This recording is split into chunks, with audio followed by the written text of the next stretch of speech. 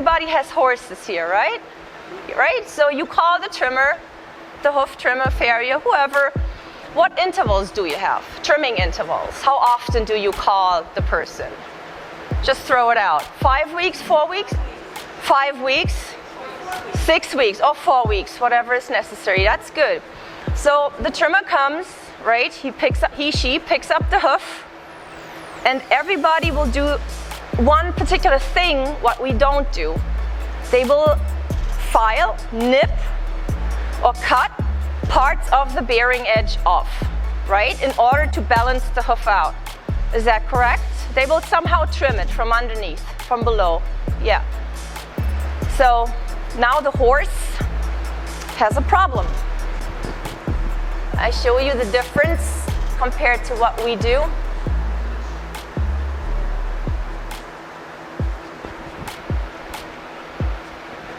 As you can see, this is a very crooked bone column right there. This is one example. And you can already see, oh, wrong button.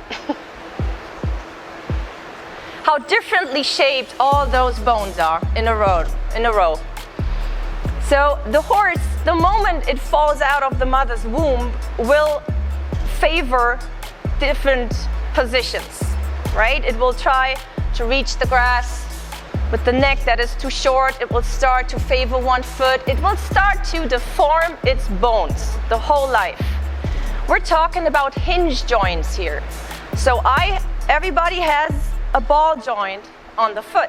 I can do this without any problem. Nothing is broken or strained. A horse can't do that. A horse is trapped in the hinge joints and cannot tilt laterally to the side, right? That bone column is held in tendons and ligaments, and it is not able to tilt. So now it starts to deform its bone column through all the life while it grows, and it will always keep on loading one side more than the other. Parts that are less loaded will always kind of drift away. The hoof will deform inevitably, and it will shape its hoof after the internal structures. So now going back to the example, the hoof trimmer comes and she sees that crooked hoof wall here. It's very slanted, right? We do have a bent hoof wall. Everybody can see that, right? So it looks longer too. It might have grown longer because it has less abrasion, because on that part of the hoof is less load, because the horse is loading clearly here.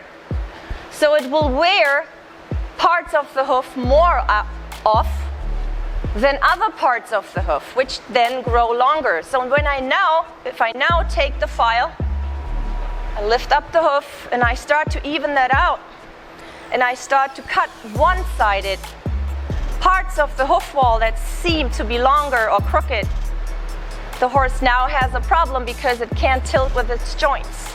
It will feel that. It cannot adapt to the abrupt change, and that is the main difference. What we don't do, we don't do abrupt changes and change the position of the limb, right? Every one-sided radical, I call it radical hoof trimming, forces the horse immediately to compensate. What if the bone column is already so crooked that it is not able to adapt to the cut, and it is missing now length, which it needed maybe on that side. So now it has to turn out its hoof. It has to stretch it out maybe to gain more length or support.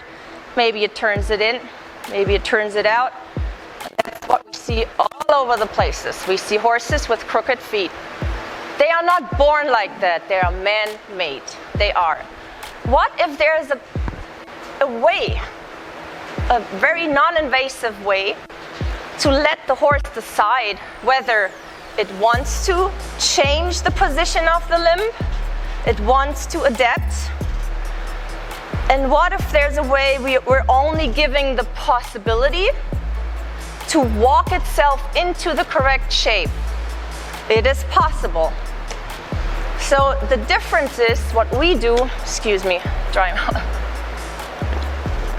What we do compared to radical trimming, we prepare the hoof capsule, especially the hoof wall, with the file from the outside with a very specific filing technique. It's called thatched roof technique, which we invented in '99, and I was one of the first 5 people who built up the German Institute for Hoof Orthopedics. We now have 4 schools, and we have over 400 people, and I myself taught over 250. That technique is well developed, well established. The schools are full.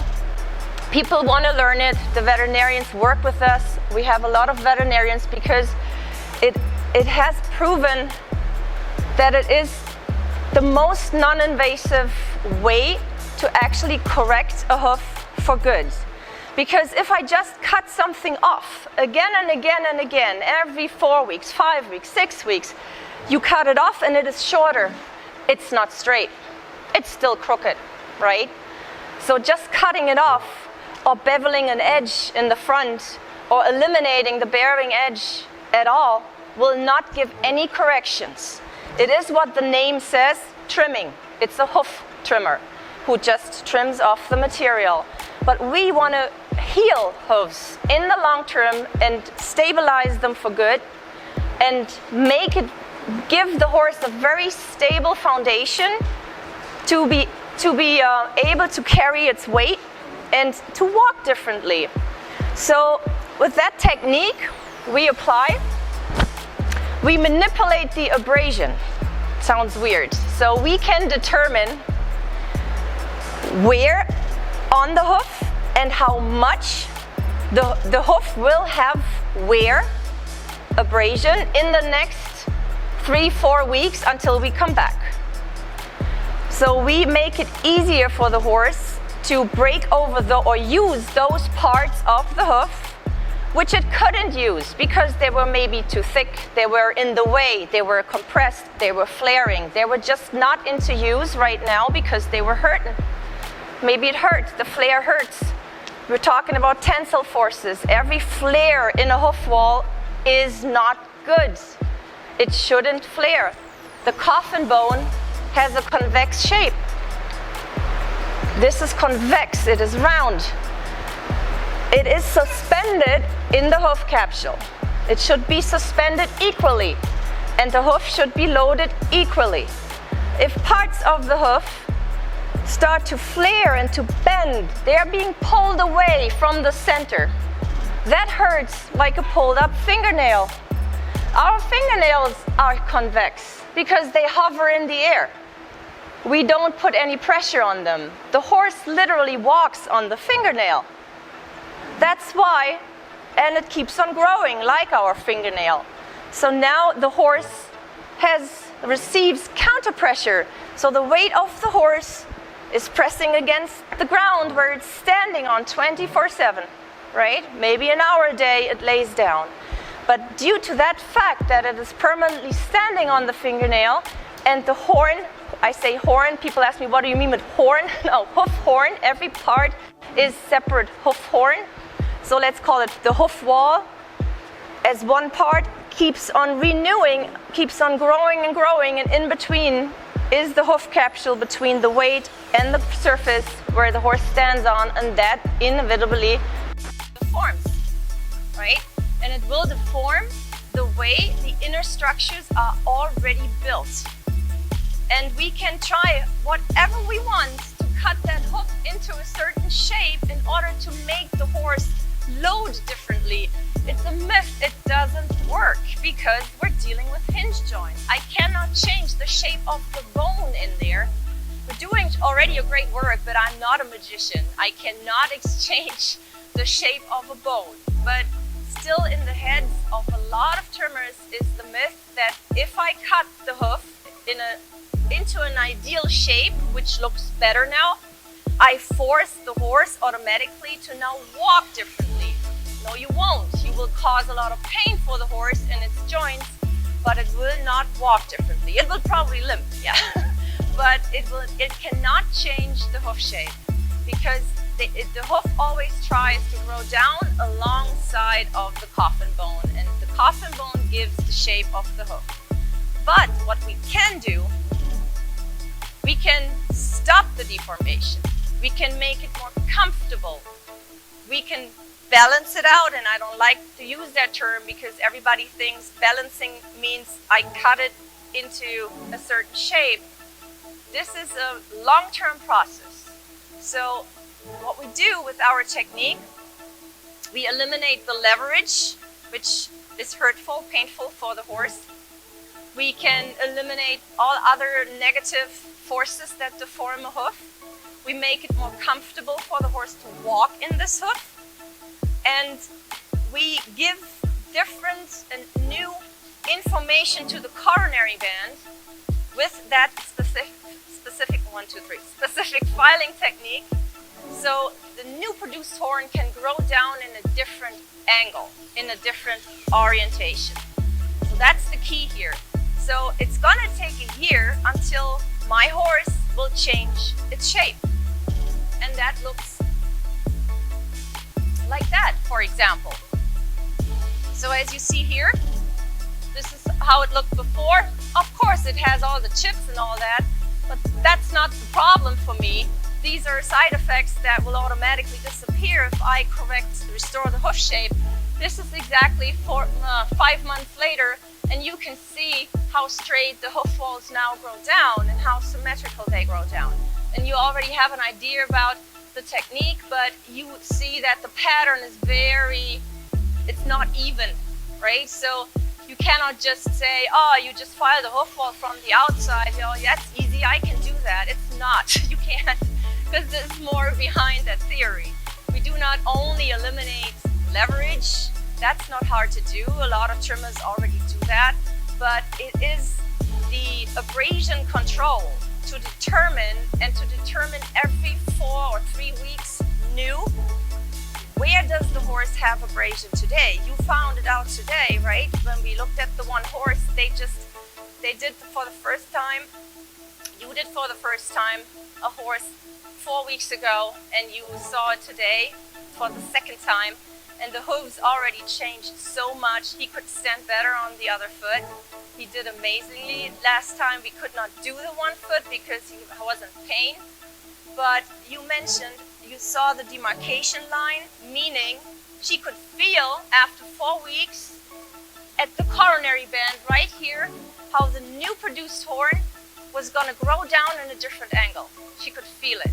So that's this line. This line indicates when my treatment started. It's called the demarcation line. It's not a feed line or anything. This is a demarcation line because the hoof tubules, the hoof wall tubules grow down in a different orientation and the flare is growing out. So every time we start our treatment, we will recognize after a couple of weeks and months, we will see that demarcation line because we're actually changing something. This is after 3 months of treatment and this is a year later. And you see that we're still dealing with the flare, right? We're still permanently dealing with forces that will try to deform our hoofs, right? But at least we can keep those forces under control. It's happening. Yeah, always, the whole day today. They were looking like, is she doing that right? Oh, I have this thing, I should use it. So this is another example. If we go a bit more in detail, nope, that button. So that horse is on the shoe. On the shoe, the horse has 0 abrasion. It has over proportional abrasion in the heel because the heels are still moving. You can see it in the shoe. When you take the shoe off and you see abrasion in the back, in the heel. But the major problem is in the toe, quarter walls are trapped and you don't have abrasion there. So the horse actually loads the inside more. And look what happened, how high the coronary band is compared to that side. So the trimmer did the typical thing. Every time he trimmed, every 8 weeks in this case, he saw the slanted hoof wall and it appeared longer when he lifted it up. and it looks longer, the bearing edge sticks out, but it is not longer. It's just slanted. It lost height. And he cut it off. After a while, this more loaded side, which should naturally be shorter because more load equals more abrasion, now becomes higher. And you can see in the soft tissue how compressed and pushed up everything is. So you completely abuse that hoof capsule. And the hoof capsule is trapped, and that is the proof the hoof can't tilt itself and tilt. It's just proximally, it's been pushed up because it can't go to the side. So now this side is coming down and this side is going up. So we took, of course, you have to take the shoe off in order to manipulate abrasion. You see how everything came down. I did not file this side down. I never touch, I do my work. Of course, I touch the hoof from below and I file and I do certain things. I don't want to go into detail, but I do not abruptly shorten one specific side of the hoof. I let the horse do the job slowly and let it adapt to the new situation. If the horse has any problems, any deficiencies or anomalies, whatever, and or arthritis, for example, in the hock, and it can't, this is a hind foot, so it does have arthritis, and it is not able to use a certain spot, it doesn't have to. I don't force this, then the hoof stays crooked. I don't care. We make it functional, but at least we can stop further deformation. All right, so here you can see after 4 weeks how straight this hoof wall is growing out. So if you ignore this part here, you can imagine how this hoof by itself, with a little push, with a little help, how it will restore its shape. You recognize this guy? So this is an example. That's how I started working with him. 4 or 5 months later, you see the different structure, hoof structure as well, right? It looks rougher, it is still spiked with vertical lines, cracks, whatever. You see how calm the hoof wall looks, how smooth it looks. It is leveled out, everything grows down the way it has to. And we respect the already ongoing deformation in there. And this is how I left off. Then I didn't do the horse for 2 years. This is the other foot from the same horse. After the shoe came off, after filing this time, for some reason I don't have the before picture, it doesn't matter. So you see how the hair bulges out, it stands out like a roof. We have compression here going on. Before the filing it looked even worse because it was the hoof tubules literally fold into wrinkles. They couldn't go nowhere on the shoe. They didn't wear off. They were just compressed and they pushed into the coronary band. Very common problem I see everywhere. 4 months later, look at the different structure again. So that's why I said in the beginning, symptoms like cracks, it's only a symptom of a severe underlying problem. I don't care about the cracks. They will grow out. I never address the cracks. I address the problem, the cause for the cracks. So this is how I left off. So still not rehabilitated at all.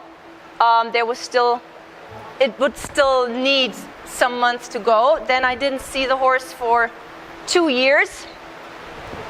So keep in mind how it looked when I left off. This is, right, coronary band. So look at the coronary band. What happened here? One-sided hoof wall cutting happened here. This is the more loaded side. It should naturally have more abrasion and should be shorter. It always was slightly shorter. That's how the bone in there is shaped. Look how compressed this is, how this is forced to bulge out now. This is the slanted side, which is being pushed away from the center of load by nature because the bones in there are crooked like that. Now that side artificially, unphysiologically became higher because the person who did it thought, I have to eliminate the slant, and I cut it off and I balance out the hoof. No good, doesn't work. And that's why it cracked here. And he had a cavity in there because shear forces were slowly, that's shear forces. Something was working into between hoof wall and the origin of the lamellar layer, right? The white line is not involved at all. The origin of the lamellar layer and the hoof wall, they can be separated, right? And that's what happened, and that's why it just chipped off. The hoof helped itself. It didn't know where to go because it is the more loaded side, and it can't go to the side because it's staying under the load. Everything that is taken into load will straighten out. Everything that is being pushed away from the load will become slanted. It's a physical law. That's how a hoof works. So that poor quarter hoof wall did have no other chance to just chip off and help itself. That's the same hoof. That's only, I think, four months later. And then you see that it still has slant in there, and it will always try to grow down slanted because the hoof, the horse is 20-something years old and it's shaped its bones like that. But you see that the coronary band is even again. Everything is straighter again and can relax and can actually take the weight. The cavity disappeared, everything disappeared. That's only 4 months later. It's easy to fix.